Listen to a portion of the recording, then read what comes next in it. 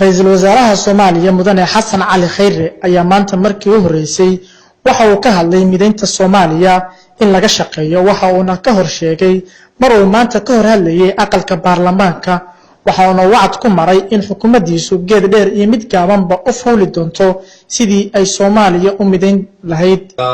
iyo wadaagta waxaan ku badan gelin doonaa kameeraynta wada hadalka walaalaheena gobolada waqooyi ee Soomaaliya waxa xukuumadda ka go'an inay qaado tallaabo walba oo xal u noqon kara sidii lagu heli lahaa wadajirka iyo midnimada ummadda Soomaaliyeed iyadoo la tixgelinayo qabashada dadka walaalaheena madaxweynaha sharafta leh mudanayaal iyo marweyne xukuumaddaydu waxay diyaar u tahay in lala xisaabtamo laga bilaabo maalinta aad codka kalsoonida siisaan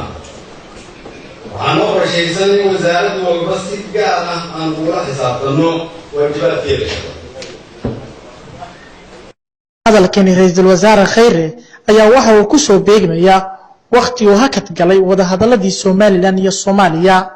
Libaan Cali Guleed Star TV magaalada Muqdisho.